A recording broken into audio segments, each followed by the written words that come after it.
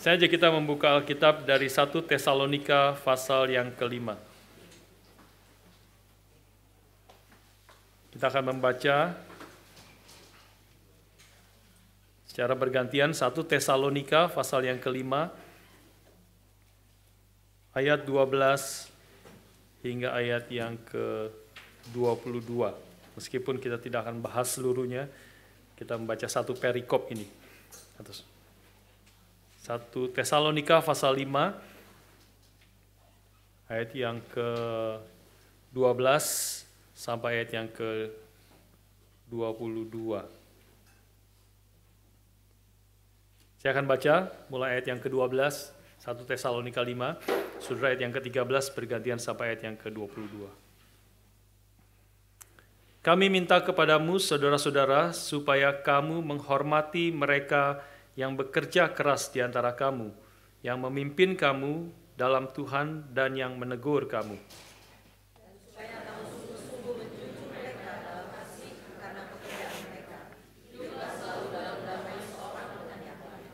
Kami juga menasihati kamu, saudara-saudara, tegurlah mereka yang hidup dengan tidak tertib, hiburlah mereka yang tawar hati, belalah mereka yang lemah, sabarlah terhadap semua orang.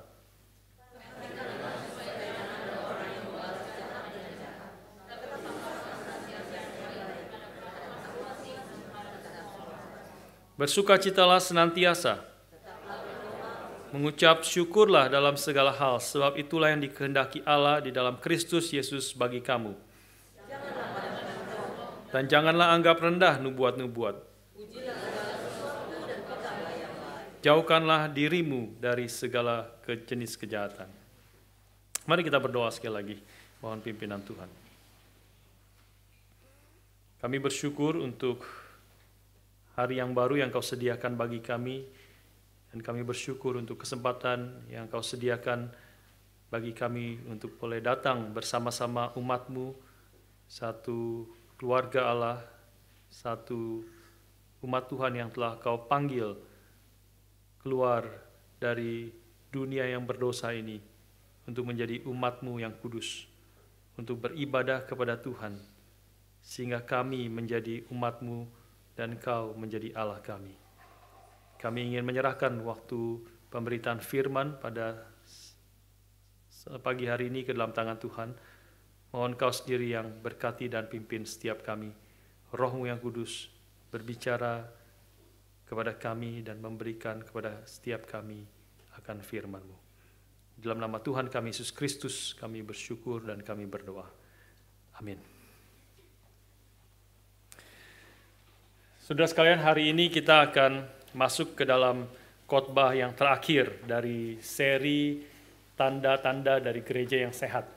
Ya, kita sudah kira-kira 2 bulan lebih kita membahas akan tema ini, dan nanti kemudian baru kita pikirkan setelah ini kita akan masuk ke dalam eksposisi salah satu kitab yang lain di dalam Alkitab. Kemungkinan sekali Lukas, ya, karena terinspirasi oleh khotbah Pendeta Rudi minggu lalu di kebaktian siang.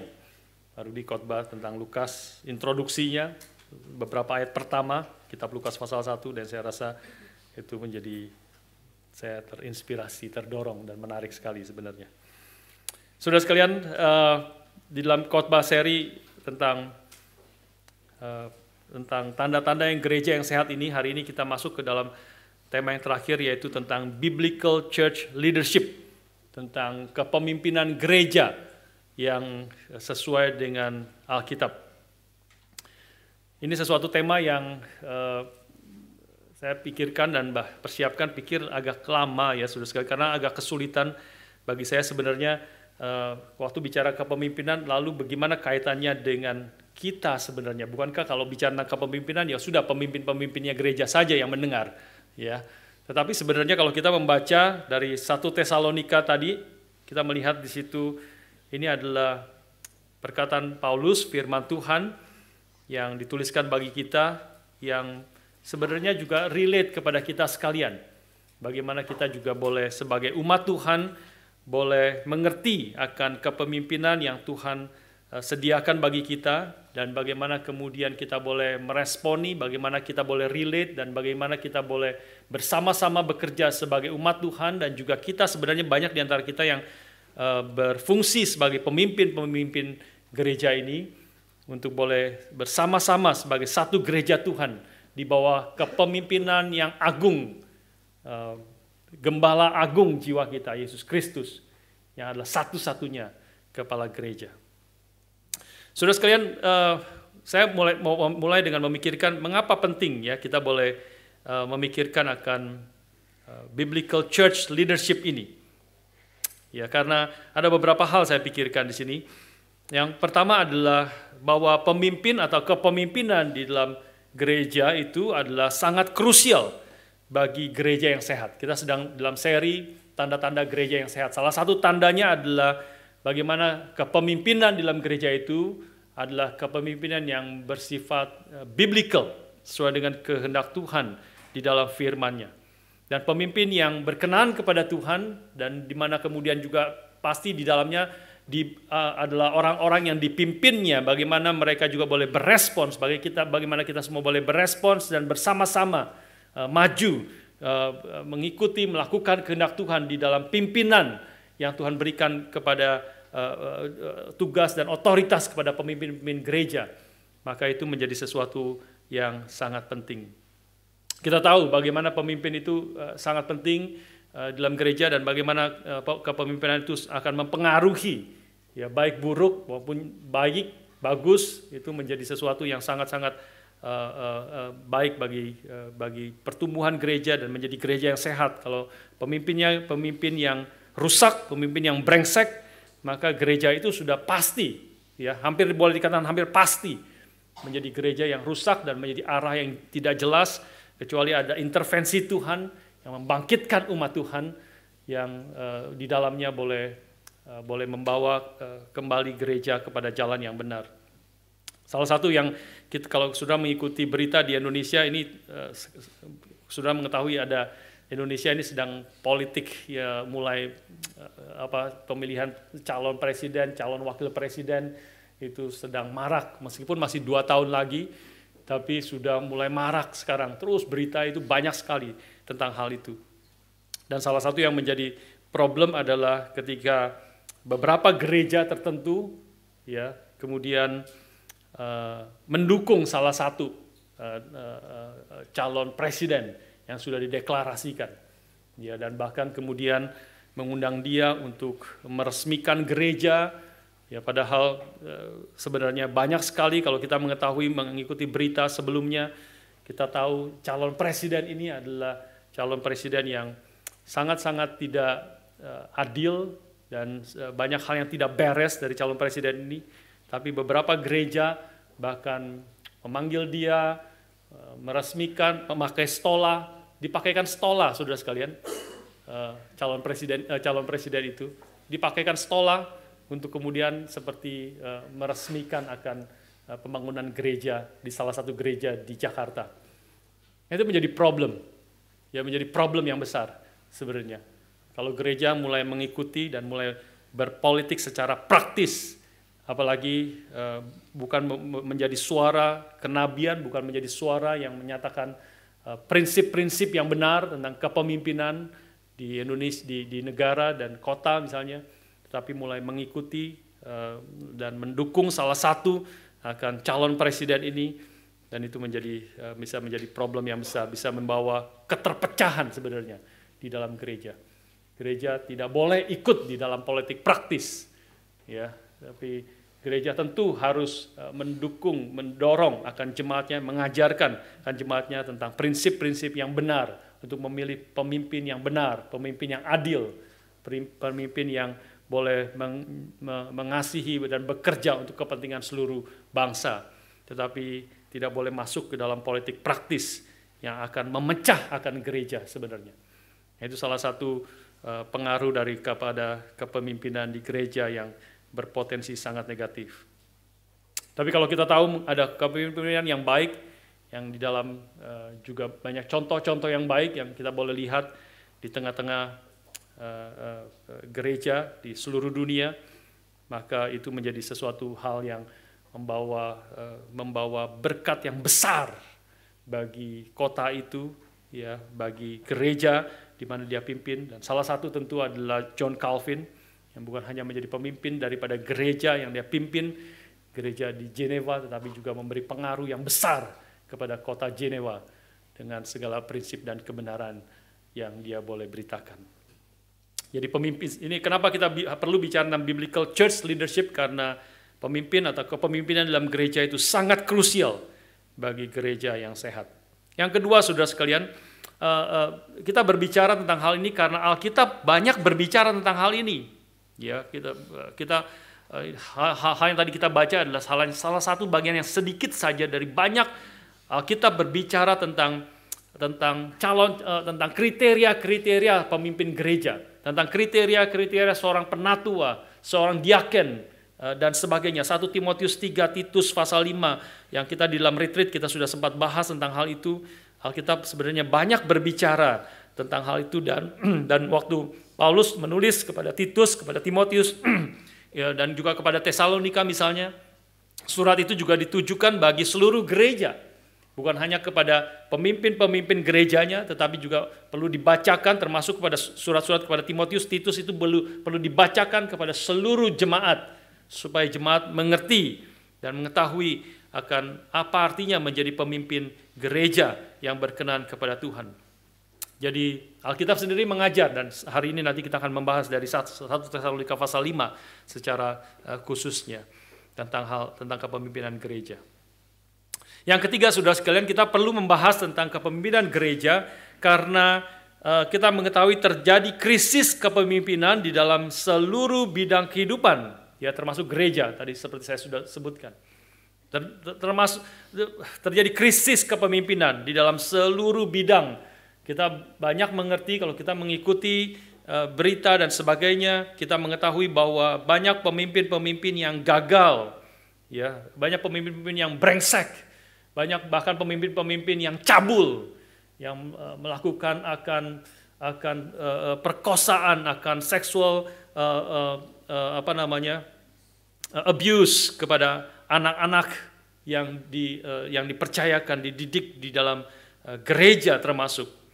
Saudara sekalian, itu menjadi dan juga selain pemimpin gereja, juga pemimpin di pemerintahan, pemimpin di dalam keluarga, pemimpin di dalam sekolah dan sebagainya. Kita mengetahui, dan saya percaya banyak to some extent kita sudah mengetahui dan melihat dan kecewa terhadap pemimpin-pemimpin yang demikian, pemimpin yang tidak hidup di dalam kebenaran, pemimpin yang gagal. Dan kita mulai menyadari slogan yang mengatakan power tends to corrupt and absolute power corrupts absolutely. Nah, itu menjadi, kalau kita mulai memegang prinsip itu saja, kita mulai mencurigai tentang orang-orang yang ada dalam kepemimpinan, yang memiliki otoritas, yang memiliki kuasa, karena kuasa cenderung akan menjadi rusak, dan kekuasaan yang total itu akan merusak secara total. Kita melihat itu di dalam dunia ini. Dan tetapi Alkitab tidak mengajarkan kepada kita tentang kepemimpinan yang berkenan kepada Tuhan. Karena itu kita perlu belajar, dan Kristus sendiri sebagai pemimpin, sebagai Tuhan, sebagai Raja yang ultimate, yang punya otoritas yang tertinggi, segala otoritas, segala kuasa di sorga dan di bumi telah diberikan kepadanya. Karena itu kita boleh belajar pemimpin yang mengikuti Kristus, yang mengikuti teladan Kristus, dan kita boleh juga mengikuti dan hidup di dalam dipimpin oleh orang-orang yang demikian. Salah satu kritik yang keras juga diberikan oleh John Piper ketika dia menulis buku tentang kepada pemimpin-pemimpin gereja, kepada para hamba-hamba Tuhan khususnya. Dia memberi judul bukunya Brothers, We Are Not Professional. We Are Not Professional. Dia salah satu buku itu secara umumnya tujuan dari buku itu mau mengatakan bahwa ingatlah bahwa kita sebagai hamba-hamba Tuhan, sebagai pendeta, sebagai vikaris, sebagai penginjil, sebagai pengajar firman Tuhan bukanlah profesional. Dan ini menjadi semakin profesional, hamba Tuhan menjadi semakin profesional, menjadi sesuatu yang sangat berbahaya di dalam kepemimpinan gereja. Menjadi profesional itu maksudnya apa? Menjadi profesional yaitu cara berpikir bisnis, cara berpikir dunia korporasi itu dimasukkan di dalam gereja. Sehingga gereja dikerjakan seperti korporasi, seperti bisnis. Ya, dengan cara-cara, dengan prinsip-prinsip yang ada di dalam dunia bisnis dimasukkan untuk memperkembangkan bagaimana bisnis bisa berkembang maju, itu juga dipakai untuk memperkembangkan dan memajukan akan gereja. Nah, itu menjadi sesuatu yang John Piper berteriak dengan keras, "Brothers, we are not professional." Ya. Os Guinness di dalam bukunya juga mengatakan, dalam bukunya Dining with the Devil, dia mengutip satu komentar seorang bisnismen Jepang yang datang ke Australia. Dia mengatakan demikian, bisnismen ini. "Setiap kali saya bertemu dengan pemimpin agama Buddha, saya bertemu dengan orang suci. Tetapi setiap kali saya bertemu dengan pemimpin agama Kristen, saya bertemu dengan seorang manajer." Nah, ini menjadi problem, ya, menjadi profesionalism, ya. Hamba Tuhan menjadi seperti profesional seperti di dalam dunia bisnis. John Piper mengatakan tidak ada profesional pemikul salib. Kita dipanggil untuk menjadi memikul salib, menyangkal diri, mengikut Kristus. Tidak ada profesional memikul salib. Tidak ada profesional menjadi seperti anak-anak kecil, iman seperti anak kecil. Bagaimana menjadi profesional di dalam hal itu? Tidak ada menjadi profesional penyangkal diri. Menyangkal diri secara profesional. Tidak ada. Ya. Bagaimana menjadi tidak ada dalam Alkitab seorang profesional pencari wajah Allah. Itulah panggilan-panggilan Tuhan bagi orang Kristen dan khususnya bagi para pemimpin-pemimpin gereja. Tidak ada profesional di dalam dunia ini yang tugas utamanya adalah memberitakan firman yang adalah kebodohan bagi dunia ini. Itu berita yang utama, salib Kristus. Paulus mengatakan, "Aku tidak mau mengetahui apapun juga di antara kamu selain Kristus." Yaitu dia yang disalibkan, yang adalah kebodohan bagi dunia ini. Bagi orang Yunani dan batu sandungan bagi orang Yahudi. Tidak ada seorang profesional yang tugas utamanya dia pergi memberitakan suatu berita yang adalah kebodohan bagi dunia ini. Tidak ada seorang profesional yang mau melakukan itu. Tapi itulah panggilan dari hamba Tuhan. Panggilan daripada orang-orang Kristen. Itulah sebabnya kita perlu belajar tentang biblical church leadership karena terjadi krisis kepemimpinan di dalam seluruh bidang kehidupan termasuk gereja. Yang terakhir, mengapa kita perlu belajar? Karena to some extent kita juga dipanggil sebagai pemimpin. Ya, banyak di antara kita adalah to some extent itu pemimpin-pemimpin di dalam kapasitas dan bentuk yang berbeda-beda. Yang paling banyak mungkin adalah pemimpin di dalam keluarga. Tuhan memberi kita kesempatan sebagai pemimpin dalam keluarga. Ya, laki-laki sebagai kepala keluarga, kepala istri, dan juga istri bersama-sama dengan suami menjadi kepala, ada pemimpin daripada anak-anak kita. Kita to some extent perlu mengajar, mengarahkan, mendidik, mendisiplin anak-anak kita. Itulah di antara tugas seorang pemimpin bagi mereka. Banyak di antara kita juga adalah ketua-ketua KTB. Ya, ketua KTB. KTB itu kelompok tumbuh bersama atau small group. Atau kita sebenarnya secara gereja itu secara resminya namanya sebenarnya OSG. Ya, OSG. Bukan MSG, Saudara ya. Tapi OSG. OSG itu adalah organic small group. Ya, organik sifatnya organik hidup tapi small group di dalam bentuk yang kecil. Ya, 7, 8 orang, 6 orang kira-kira begitu. Kadang-kadang kalau keluarga bisa lebih banyak, bisa ada 6 pasang atau 5 pasang, 6 pasang dan sebagainya. Itu organic small group atau KTB di mana saya nanti malam akan pergi ke Korea, ya. Jadi nanti malam jam 10 pesawatnya akan pergi ke Korea untuk mengikuti conference ini, conference yang 9 hari conference, ya, dari pagi sampai malam, panjang sekali ini, conference yang padat sekali. Nanti malam saya akan pergi bersama dengan 26 hamba-hamba Tuhan dan penatua yang lain dari Jakarta, dari berbagai tempat di Indonesia, termasuk Malaysia, ada beberapa dari Malaysia, dan juga pendeta Lim Kok Han dari Perth juga ikut pergi, dan kita semua bertemu di Seoul di Korea nanti besok baru ketemu, ya, berangkatnya nanti malam. Dan di situ kita akan belajar tentang kepemimpinan, menjadi pelayanan di dalam bentuk small group, ya, atau KTB. Yang dimana kita sendiri sudah ada sekitar 30-31 KTB di gereja kita. Artinya ada paling sedikit ada 30 atau 31 pemimpin, ketuanya, setiap kelompok itu ada ketuanya di situ, ya, dan juga biasanya ada partnernya, juga ada wakilnya, ya, bersama-sama belajar memimpin akan KTB yang ada. Nah, ini kita perlu belajar, perlu juga bagaimana kita sebagai pemimpin mengikuti dan belajar, terutama mengikuti akan teladan daripada Kristus. Ya, guru-guru sekolah minggu, ya, dan setiap pelayanan yang ada, saudara juga ada orang-orang yang ada di bawah saudara yang sudah mentoring, saudara didik, saudara bentuk, belajar, mendidik mereka, membentuk mereka, mengarahkan mereka, membangun hidup mereka, untuk mereka juga boleh bersama-sama bertumbuh menjadi calon-calon pemimpin masa depan.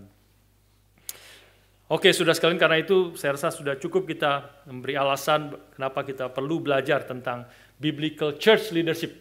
Yang terakhir adalah karena kita semua to some extent itu juga diberikan kepercayaan oleh Tuhan sebagai pemimpin-pemimpin di dalam kapasitas yang berbeda-beda. Karena itu hari ini kita kembali sekarang kepada 1 Tesalonika pasal 5.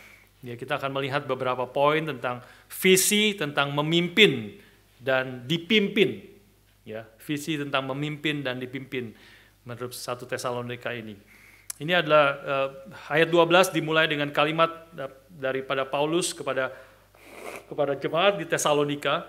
Ya, kami meminta kepadamu, saudara-saudara, supaya kamu menghormati mereka yang bekerja keras di antara kamu, yang memimpin kamu dalam Tuhan dan yang menegur kamu, dan supaya kamu sungguh-sungguh menjunjung mereka dalam kasih karena pekerjaan mereka. Saudara sekalian, ini adalah perintah Paulus yang diinspirasikan oleh Roh Kudus menulis kalimat ini, berarti memiliki otoritas sebagai otoritas daripada Tuhan sendiri, Roh-Nya yang kudus yang telah mewahyukan kalimat-kalimat ini. Dia meminta, firman Tuhan meminta kepada kita, we ask you brothers, ya, supaya kamu, artinya ini bicara kepada seluruh jemaat di Tesalonika dan juga beraplikasi kepada jemaat dimanapun, termasuk kita hari ini di sini, supaya kamu menghormati, ini diminta jemaat untuk menghormati pemimpinmu, dan juga supaya kamu sungguh-sungguh menjunjung mereka di dalam kasih karena pekerjaan mereka. Ini perintah yang Tuhan berikan kepada kita, kepada menghormati orang-orang yang seperti apa. Nah, ini kita masuk ke dalam poin itu dulu, ya. Menghormati mereka, ada 3 poin di sini. Pertama adalah menghormati mereka yang bekerja keras di antara kamu. Inilah ciri daripada pemimpin yang harusnya setiap pemimpin, dan termasuk saya di dalamnya, belajar bersama-sama akan perintah firman Tuhan ini. Yang pertama adalah pemimpinmu adalah pemimpin yang bekerja keras di antara kamu. Yang kedua adalah pemimpin seperti apa? Pemimpin yang memimpin kamu di dalam Tuhan. Ya, memimpin kamu di dalam Tuhan. Dan yang ketiga adalah pemimpin yang menegur kamu. Nah, inilah tugas daripada pemimpin yang kita boleh pikirkan bersama-sama 3 poin ini. Yang pertama adalah seorang pemimpin adalah seorang orang yang bekerja keras di antara kamu. Dan ini adalah hal yang pertama ditulis oleh Paulus di sini. Bukan artinya, dan dia bukan menempatkan yang pertama adalah orang yang memimpin kamu. Kadang-kadang kita, ini urutan juga sesuatu yang penting ya. Kalau kita menekankan yang pertama, memimpin kamu, hormatilah mereka. Kenapa? Karena mereka adalah pemimpin kamu. Kadang-kadang ini menjadi sesuatu yang memang harus menghormati mereka yang menjadi pemimpin kita. Tetapi pertama-tama yang ditekankan di sini, pemimpin adalah pemimpin yang bekerja keras di antara kamu. Saudara sekalian, salah satu hal yang saya percaya tidak ada orang yang bisa mendebat lagi ya tentang kepemimpinan Pak Tong adalah beliau adalah seorang yang bekerja keras di antara kita. Ya. Kita tahu dari sekarang sudah semakin tua, mungkin sudah semakin menurun kekuatannya. Tetapi dari awal, bahkan sebelum gereja Gary mulai, dan ketika dimulai Gary itu, Pendeta Stephen Tong adalah pendiri GRI, dan beliau memberi teladan bagi kita semua, dan termasuk bagi hamba-hamba Tuhan yang melayani. Beliau adalah seorang yang bekerja keras, membanting tulang, siang dan malam, untuk pekerjaan Tuhan, untuk kebaikan daripada umat Tuhan, untuk memperkembangkan akan kerajaan Allah di tengah-tengah dunia ini. Tidak ada orang yang berani mengatakan, Pak Tong, saya capek nih. Gitu. Nggak ada berani, hamba Tuhan nggak ada yang berani ngomong gitu. Penatua juga nggak ada yang berani ngomong gitu. Meskipun memang capek, sebenarnya udah capek gitu ya. Banyak kerjaan, begitu banyak kerjaan-kerjaan. Kalau sudah kita di sini rasanya banyak ya. Sudah di Melbourne sudah cukup banyak. Banyak proyek, banyak hal yang kita kerjakan. Tapi kalau sudah ke Jakarta, sudah akan tahu berkali-kali lipat pekerjaan di sana. Memang orangnya lebih banyak, ya, tetapi juga pekerjaannya jauh lebih banyak. Dan itu terutama didorong, diarahkan oleh Pendeta Stephen Tong, dan juga beliau dari muda juga terus bekerja keras, banting tulang, dan betul-betul menjadi teladan bagi kita semua. Begitu banyak hal yang bisa diceritakan tentang hal itu, ya, tentang bagaimana Pak Tong bekerja keras, bagaimana beliau itu selama saya lupa belasan tahun itu pergi setiap minggu, saudara sekalian, setiap minggu, bukan setiap bulan, setiap minggu itu pergi ke 5 negara. Sudah bisa bayangkan nggak? Kayaknya enak ya, wah tiap hari jalan-jalan pergi ke Singapura, ke Hong Kong, ke Malaysia, ke Taiwan, ya, terus ke Indonesia, setiap kayak jalan-jalan terus, Pak Tong pergi-pergi terus, ya, sampai pasportnya itu kasih kecil dulu masih dicap, sekarang sih sudah tidak dicap ya, banyak yang tidak dicap ya, masih dicap, baru 1 tahun sudah penuh, sudah habis, harus perpanjang lagi, harus perpanjang lagi. Wah enak ya Pak Tong jalan-jalan terus. Ya, hari Minggu kebaktian khotbah 2 kali di Jakarta, setelah 2 kali khotbah siang langsung terbang ke Singapura. Sampai di Singapura khotbah lagi, sorenya di Singapura khotbah bahasa Indonesia, malamnya khotbah lagi yang bahasa Mandarin. Khotbah 4 kali khotbah. Dan setelah selesai khotbah, Pak Tong bilang kadang-kadang bisa ada meeting lagi malam itu. Ya, dan setelah meeting itu seperti langsung plek, seperti orang mati tidur. Masih pakai jas, masih pakai dasi, tidur sudah kelepek gitu ya. Dan besok pagi bangun lagi, ada meeting lagi, dan langsung pergi lagi ke Kuala Lumpur, naik pesawat lagi Kuala Lumpur. Ya, dan ada meeting, ada pertemuan khotbah di sana, besoknya pergi lagi ke Hong Kong, terbang lagi, tidur lagi, meeting dan sebagai khotbah, besoknya terbang lagi ke Taiwan.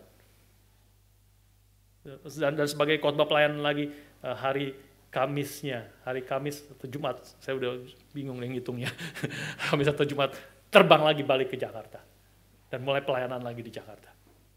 Terus setiap minggu seperti itu, belasan tahun. Wah saudara, siapa yang kuat seperti itu? Ya kita yang sudah sering travel, kita tahu berapa capeknya, ya nunggu di airportnya, ngantrinya, ya pergi ke airportnya, dari airport turun lagi, mesti ngambil koper dan sebagainya, begitu panjang waktunya. Dan setiap minggu melakukan itu semua. Saya pernah ceritakan kepada saudara, ada seorang pendeta saya pengen tahu Pak Tong tuh pergi ke situ tuh gimana sih rasanya seminggu di 5 negara. Ya, bagaimana rasanya tuh? pengen tahu bagaimana rasanya, ya, apakah enak, apa seru, dan sebagainya, apakah capeknya seperti apa dan sebagainya. Ya, oke, boleh ikut saya seminggu ini ikut saya. Mulai dari Jakarta terus keliling ke Singapura, ke Taiwan, ke Malaysia, ke Hong Kong, ke Taiwan, kemudian balik lagi ke Jakarta. Dia ikut seminggu. Setelah selesai seminggu, dia sakit seminggu. Patong pergi lagi. Pergi lagi minggu depannya. Ya, kita perlu belajar ya. Kita semua tentu kita tentu tidak bisa juga deh ya. Jadi artinya juga dia tidak bisa dan juga mungkin kalau mau pun juga siapa yang mau undang ke 5 negara gitu ya. Setiap minggu siapa yang mengundang ke 5 negara begitu. Jadi memang kapasitas beda-beda ya, dan Tuhan memberikan beda-beda, tetapi bekerja kerasnya itu sama. Ya, di dalam prinsip bekerja kerasnya itu harus sama. Dan kita mengetahui, sekali lagi saya mengatakan hal-hal yang kita perlu belajar dari Patong, bukan mengidolakan dia. Kita tahu Patong juga orang yang besar, tapi juga punya kelemahan-kelemahan yang besar. Ya, seringkali itu yang terjadi. Ya, kita bukan idolize, ya, bukan nyanjung akan Patong, tetapi kita sungguh-sungguh perlu belajar dari hamba Tuhan yang telah memberikan teladan yang besar bagi kita. Dan Patong sendiri seorang yang sudah mengerjakan begitu banyak hal. Dia sendiri tahu bahwa Tuhan memberikan kapasitas, memberikan talenta yang begitu banyak kepada dia. Begitu banyak. Dan kita semua tahu kalau Patong meninggal, kita tidak tahu berapa lama lagi. Tidak ada orang yang bisa menggantikan Patong secara kapasitas beliau sekarang ini, yang memegang menjadi kepala dari semuanya, ya, berbagai aspeknya. Tidak ada yang bisa. Tidak ada orang yang jago secara teologi tetapi juga bisa menjadi arsitek. Tidak ada orang yang jago arsitek bisa menjadi konduktor, menjadi dan sebagainya, menjadi gembala, menjadi penginjil yang besar. Semua gabungan dari beliau itu. Dan beliau terus mengetahui panggilan Tuhan, mengetahui kapasitas yang Tuhan berikan, dan beliau sadar ini adalah tanggung jawab yang Tuhan berikan kepada saya, yang saya harus kerjakan. Terutama-tama mengerti karena itu. Mengerti panggilan Tuhan, mengerti akan apa yang Tuhan sudah berikan kepada dia, dan dia harus mempertanggungjawabkan itu pertama-tama kepada Tuhan. Yang diberi 5 talenta, dia harus mengerjakan 5 talenta. Yang diberi 2 talenta, ya dia harus kerjakan 2 talenta.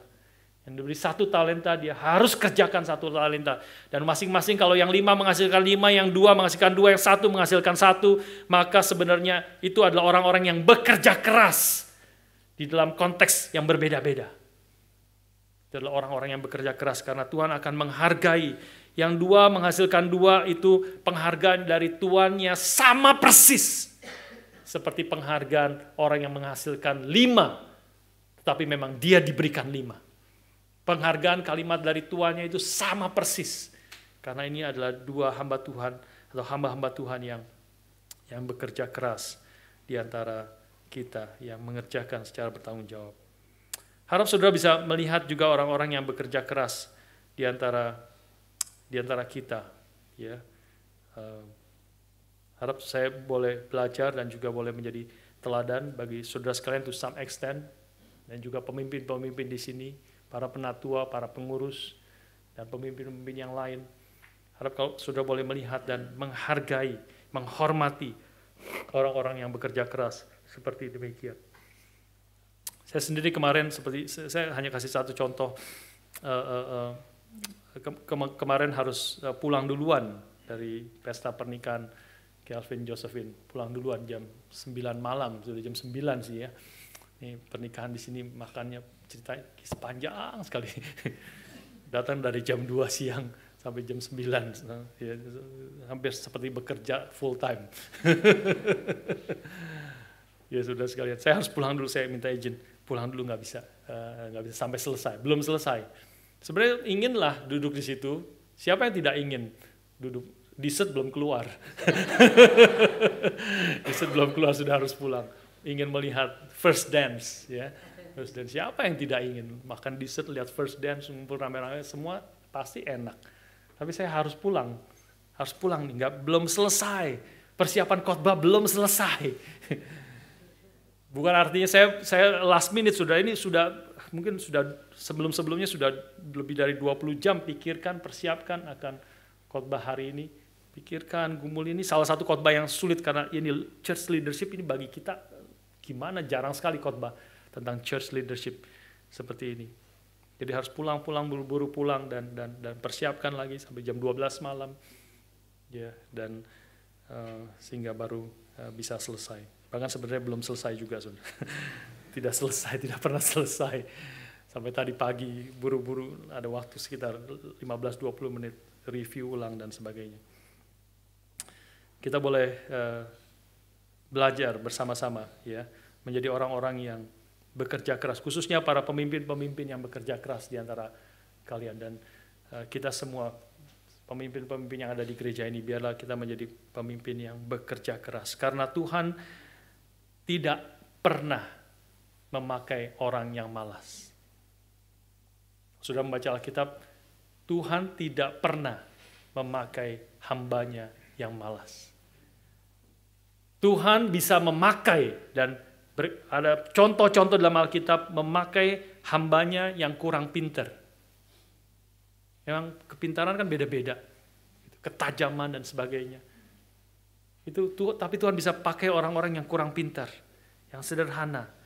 Tuhan bisa pakai orang-orang yang miskin, yang dihina oleh dunia ini. Miskin, gak punya apa-apa.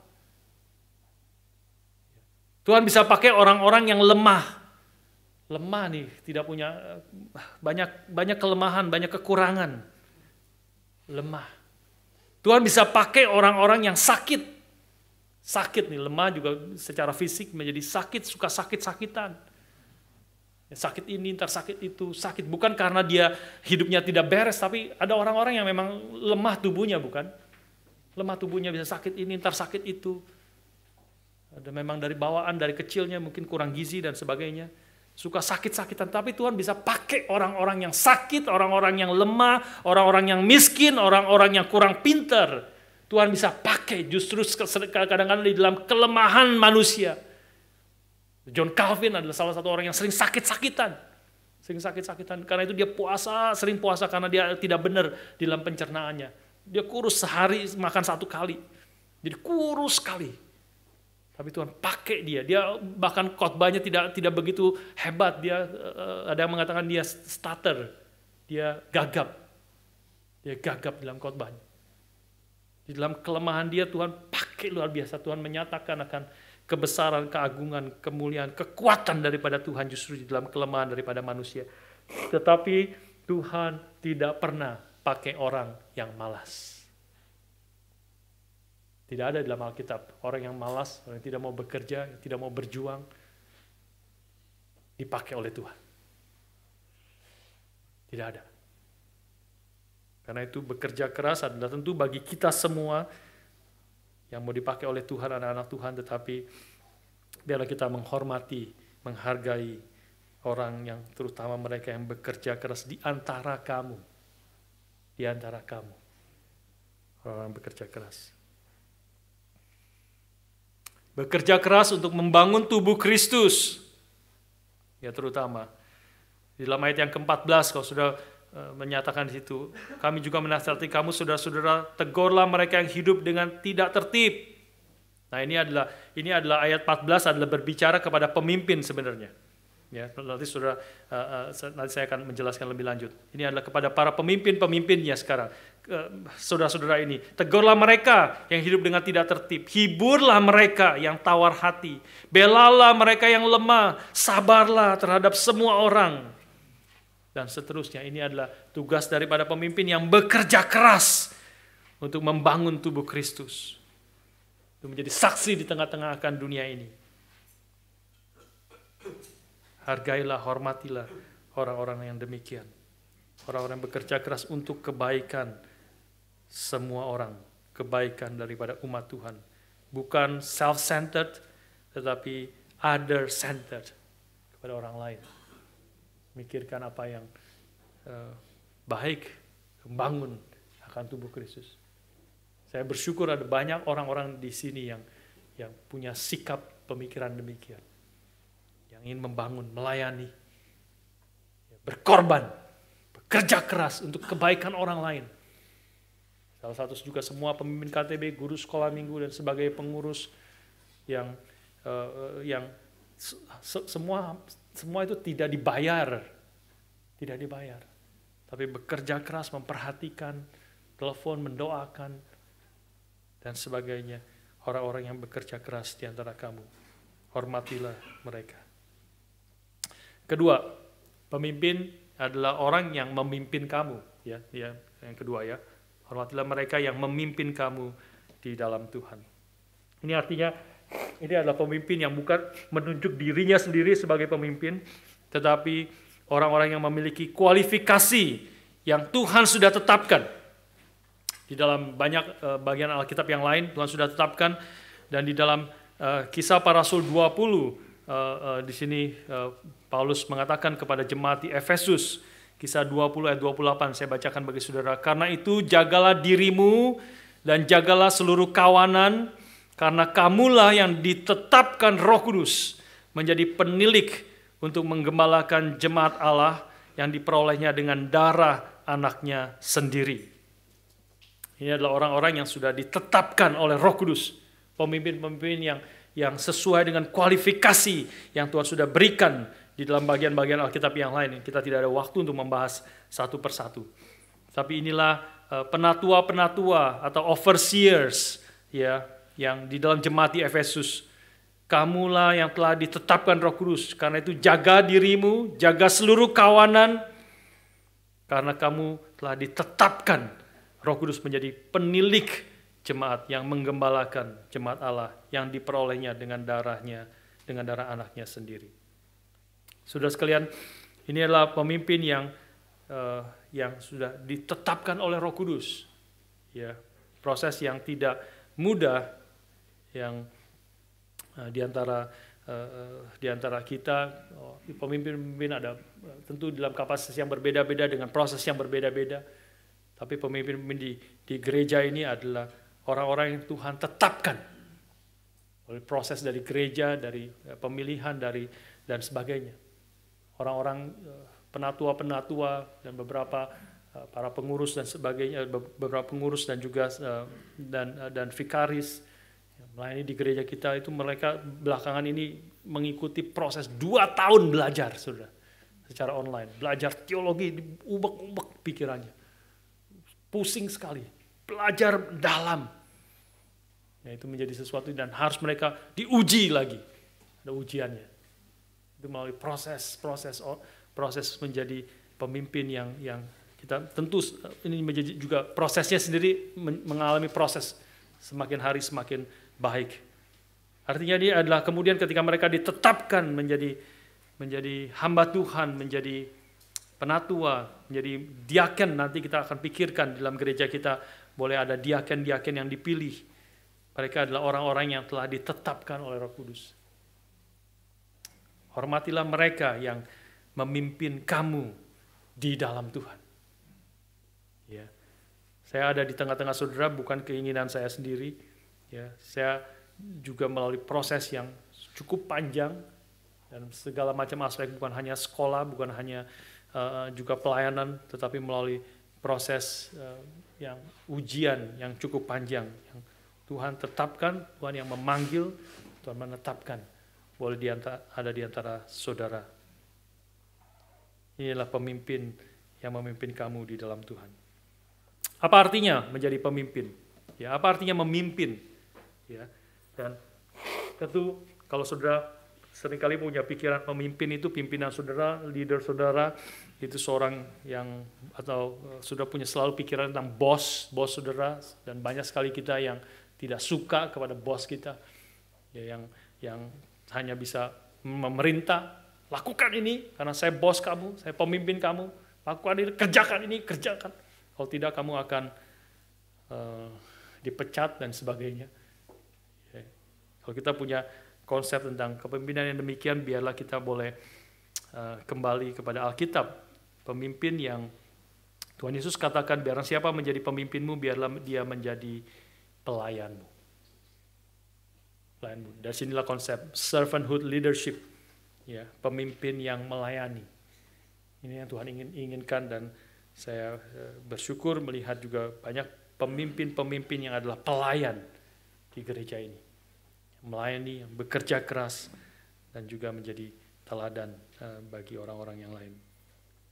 Apa arti? Beberapa hal juga kita pikirkan. Apa artinya memimpin? Memimpin artinya paling sedikit adalah orang yang memiliki inisiatif. Orang yang memiliki inisiatif. Orang-orang yang mengajak, ayo kita bertemu, ayo kita berbicara sesuatu, ayo kita melakukan sesuatu. Ayo berinisiatif, kita berkumpul, kita ada kebutuhan ini, ayo kita berkumpul, kita pikirkan sesuatu. Yaitu pemimpin adalah orang yang berinisiatif. Dan ketika bukan hanya berinisiatif, dia juga yang mengarahkan. Ketika kita ngumpul, berpikir, berkumpul bersama-sama, mau membicarakan sesuatu, apa yang kita mau bicarakan, bagaimana kita mau membicarakannya. Maka perlu ada yang mengarahkan, siapa dulu berbicara. Ya, dan kita mau kemana bicaranya. Apa yang perlu kita bicarakan. Dan itu adalah pemimpin adalah yang berinisiatif dan juga yang mengarahkan, memberi guidance. Ya, kalau tidak ada yang guidance, tidak ada yang mengarahkan, menjadi kumpul semuanya, tidak tahu apa yang mau dibicarakan, tidak tahu siapa mau bicara, tidak tahu mau kemana arah pembicaraan, menjadi kacau pertemuan itu. Perlu ada orang yang muncul sebagai pemimpin, mengarahkan, bikin struktur, dan mengatur bagaimana arah daripada pembicaraan ini dan apa yang harus kita kerjakan. Dan itulah pemimpin yang kita perlukan. Pemimpin juga adalah memimpin, artinya juga men-sharingkan visi atau beban. Ya, men-sharingkan visi yang dari Tuhan. Kita melihat ada kebutuhan ini. Kita melihat ada kebutuhan membangun gereja, membeli tempat sebelah. Ya, membangun gereja, mencari tempat yang baru. Sharingkan visi, kenapa ada kebutuhan itu. Kita berkumpul, sharingkan visi dan beban itu. Ada kebutuhan itu. Sharingkan beban yang Tuhan taruh, apa yang harus kita kerjakan. Ini semua, sekali lagi, Pak Tom terus memberikan visi. Ya, sekali kalau pertemuan dengan Pendeta Stephen Tong, selalu pertama adalah sharing visi dan misi. Gitu. Nah, itu adalah seorang pemimpin. Memberikan visi, misi, apa yang harus kita kerjakan bersama-sama. Pemimpin juga adalah pemimpin artinya juga berbicara. Ya, dengan berbicaralah kita membagikan visi, kita mengarahkan, kita berinisiatif, bersama-sama mengerjakan apa yang Tuhan kehendaki. Memimpin juga berarti dia memimpin di depan, memberi teladan. Alexander the Great, dia disebut the Great, Alexander Agung. Itu karena dia sendiri adalah seorang yang memimpin seluruh tentaranya menghadapi musuh-musuh berbahaya ke tempat-tempat yang sulit. Dia yang memimpin sendiri ada di depan. Itulah seorang pemimpin yang menghadapi segala bahaya.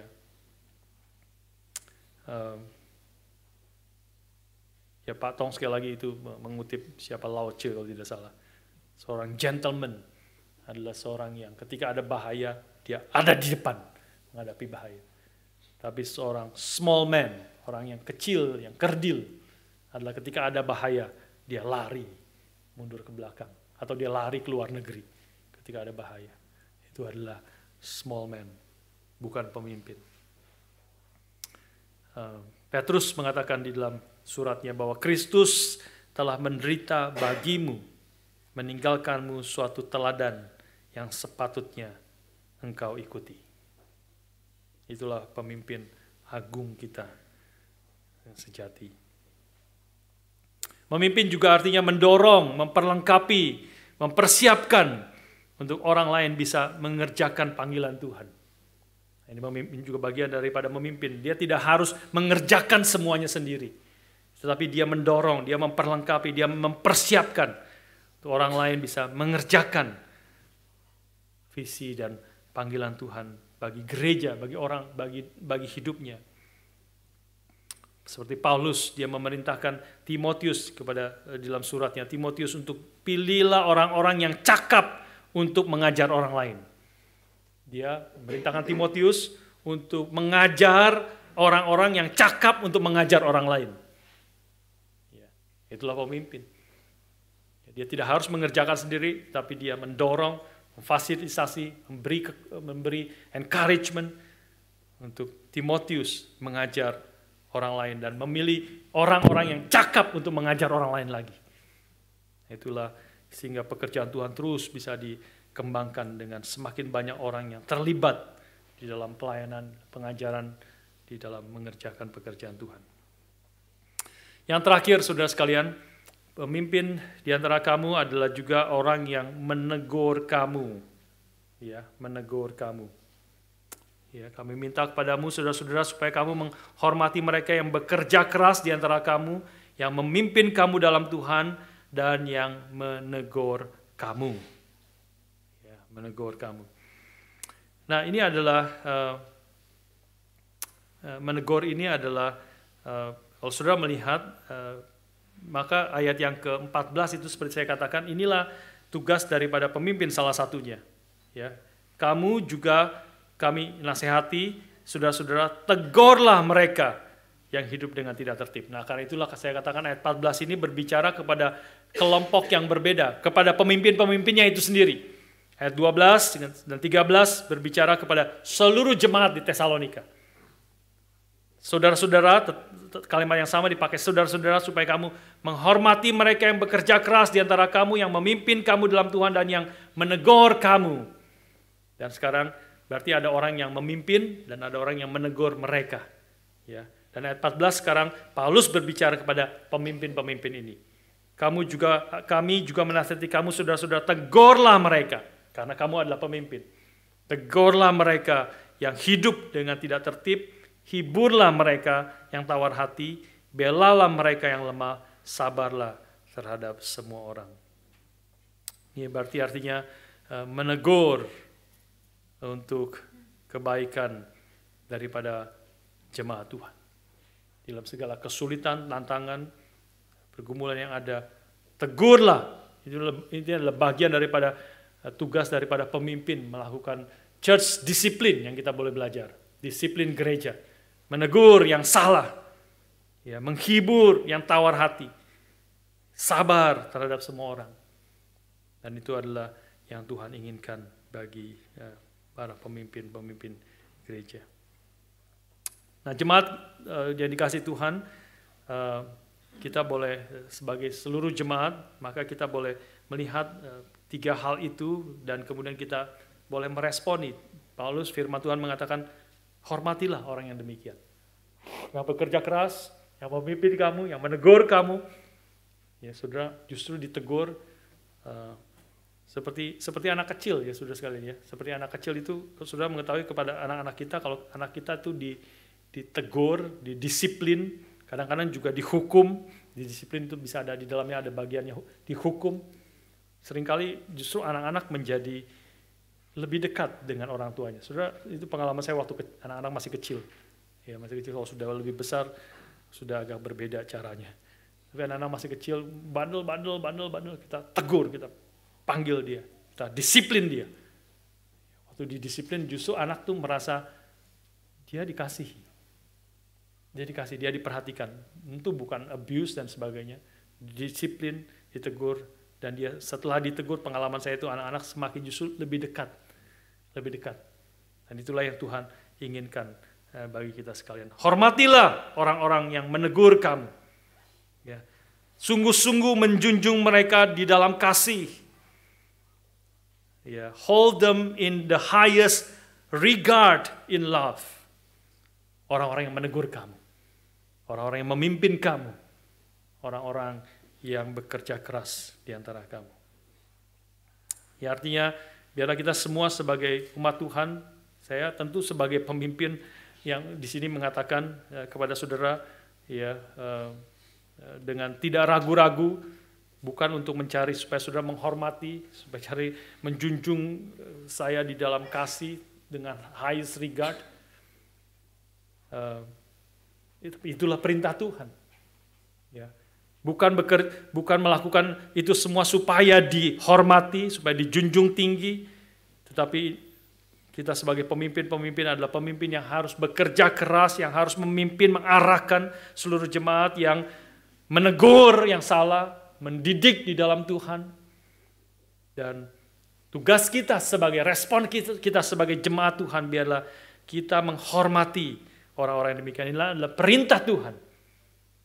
Dan kita sungguh-sungguh menjunjung mereka dalam kasih karena pekerjaan mereka. Ini adalah perintah Tuhan bagi kita semua sebagai jemaat Tuhan yang Tuhan kasihi. Artinya kalau kita tidak menghormati, kalau kita tidak sungguh-sungguh menjunjung mereka di dalam kasih, instead kita menjelek-jelekan, instead kita sebaliknya kita tidak mendukung, sebaliknya kita tidak mengasihi, sebaliknya kita melakukan apa yang kita inginkan sendiri, ya, dan tidak menghormati. Kau bukan bersalah kepada pemimpin-pemimpin gerejamu saja. Kau bersalah kepada Tuhan yang memerintahkan itu kepada kita.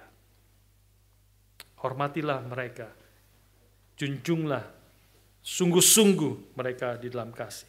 Dan kalau itu terjadi, pemimpin-pemimpin yang bekerja keras, yang memimpin dan yang menegur kita, dan jemaat menghormati, mengasihi, bekerja bersama-sama, maka yang terjadi adalah live in peace with each other. Yang terjadi adalah damai sejahtera di antara kita, di antara umat Tuhan. Ada satu damai, satu sukacita, bekerja bersama-sama, berjuang, bergandengan tangan untuk mengerjakan apa yang menjadi kehendak Tuhan. Dan Tuhan berkati satu persatu di dalam pelayanan-pelayanan yang kita kerjakan. Saudara sekalian, inilah yang Tuhan inginkan bagi kita sekalian. Ya, dan harap kita menjadi umat Tuhan yang boleh terus bertumbuh di dalam hal ini. Keharmonisan antara pemimpin-pemimpin yang ada di antara kita dan juga dengan seluruh umat Tuhan yang ada bersama-sama dengan harmonis mengerjakan akan pekerjaan Tuhan, dan ada damai sejahtera Tuhan yang menyertai kita sekalian. Dan saya bersyukur to some extent itu ada kesulitan-kesulitan, ada tantangan-tantangan, tapi sepanjang 16 tahun saya ada di gereja ini sebagai hamba Tuhan, pendeta di gereja ini, tidak ada kesulitan-kesulitan yang berarti, yang besar, yang menggoncang kita. Ada tantangan-tantangan, kesulitan-kesulitan, ada konflik-konflik yang terjadi, tapi saudara yang sudah lama di gereja ini tahu, ya, kesulitan-kesulitan, konflik-konflik itu hampir seluruhnya itu kita bisa selesaikan dengan baik di dalam anugerah dan belas kasihan Tuhan.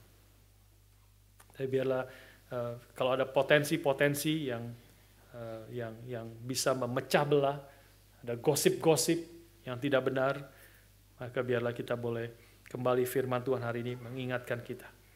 Ya, hormatilah orang-orang yang bekerja keras di antara kamu, yang memimpin kamu, yang menegur kamu, dan supaya kamu sungguh-sungguh menjunjung mereka di dalam kasih karena pekerjaan mereka.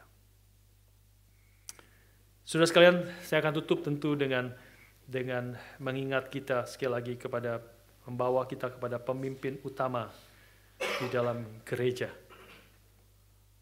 yaitu Yesus Kristus sendiri, yang adalah Tuhan dan Juru Selamat kita yang bekerja keras, memimpin dan menegur kita par excellence. Ya, jauh lebih daripada semuanya itu. Dia bekerja keras sampai menyerahkan nyawanya bagi kita.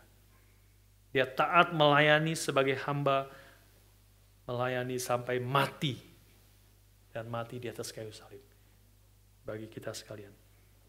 Dia memimpin kita, dia memanggil kita supaya kita mendengar suaranya, dan setiap umat Tuhan, setiap domba milik Tuhan akan mendengar suaranya dan akan mengikut dia. Dia menegur kita yang salah, menegur murid-muridnya, menghardik dengan keras musuh-musuh Tuhan, orang-orang yang keras hatinya, menegur murid-muridnya yang jatuh di dalam dosa, menghibur mereka, menarik mereka kembali di dalam tangan Tuhan, dan dia sendiri menyerahkan dirinya untuk mengampuni dosa kita sekalian. Ketika kita menghampiri perjamuan kudus hari ini, biarlah kita boleh ingat satu hal di dalam hal ini, bahwa Kristus memberi kita makanan rohani. Inilah salah satu aspek daripada perjamuan kudus yang akan kita terima. Dia adalah pemimpin kita yang menyerahkan nyawanya bagi kita. Dan waktu kita menerima roti dan anggur hari ini, kita diberi makanan rohani yang menghidupkan kita, menguatkan kita, dan yang memelihara kita. The Book of Common Prayer dari Anglican di Kanada itu mengatakan demikian tentang perjamuan kudus. The body of our Lord Jesus Christ, which was given for thee, preserve thy body and soul unto everlasting life. Take and eat this in remembrance that Christ died for thee, and feed on him in thy heart by faith in thanksgiving. Waktu kita menerima roti dan cawan, kita sungguh-sungguh menyadari ini adalah tubuh Kristus yang diberikan bagi kita. Tubuh dan darahnya yang diberikan bagi kita supaya kita boleh hidup sampai selama-lamanya. Makanlah, terimalah, makanlah dalam mengingat akan Kristus yang telah mati bagi kita, yang telah memberi makan kepada kita, yang kita terima dengan iman di dalam hati kita, dengan hati yang bersyukur kepada Tuhan. John Calvin mengatakan demikian. The signs are bread and wine, which represent the invisible food which we receive from the body and blood of Christ, by which he may sustain and preserve us in the life to which he has begotten us by his word. Tandanya adalah roti dan anggur yang menjadi tanda, represent, mewakili makanan yang tidak kelihatan yang kita terima, yaitu tubuh dan darahnya sendiri. Yang melalui tubuh dan darahnya itu mensustain kita, memelihara kita di dalam hidup kita sekarang ini sampai selama-lamanya. Hidup yang telah Tuhan berikan, telah Dia ambil dengan firman-Nya sendiri. Inilah salah satu aspek daripada perjamuan kudus, yang adalah perjamuan kudus itu adalah istilah dari banyak dipakai oleh Anglican. Ya, Anglican memakai istilah perjamuan kudus, Katolik memakai istilah Eucharis atau misa. Ya, tapi sebenarnya orang-orang Protestan memakai istilah perjamuan kudus itu sebagai the Lord's Supper. Ya, the Lord's Supper. Karena menunjuk kepada pada waktu malam terakhir Tuhan Yesus sebelum disalibkan, Dia ngajak makan yang terakhir, the Lord's Supper. Seperti supper ya, malam-malam, artinya supper itu setelah dinner ya, malam-malam sebelum tidur kita lapar, nggak bisa tidur, mau tidur nggak bisa tidur, lapar, perlu cari supper, ya, perlu cari supper, kita cari sup, cari buah, atau cari minum teh, makanan ringan, ya, cari supper yang men-sustain kita. Dan itulah yang kita akan ingat hari ini secara khusus. Banyak aspek daripada perjamuan kudus, tapi hari ini saya mau tekankan, Dialah Tuhan yang telah memberikan kepada kita dirinya. The Lord's Supper, makanan yang sungguh-sungguh makanan, minuman yang sungguh-sungguh minuman. Dia adalah pemimpin agung kita yang telah menyerahkan nyawanya bagi kita, hidupkan kita, beri kekuatan kepada kita, mendorong kita supaya kita boleh menjadi umat Tuhan yang boleh melayani, mengasihi satu dan yang lain, mengalami anugerahnya, bersukacita di dalam Tuhan, dan hidup di dalam kehendak-Nya hari ini dan sampai kita bertemu muka dengan Tuhan.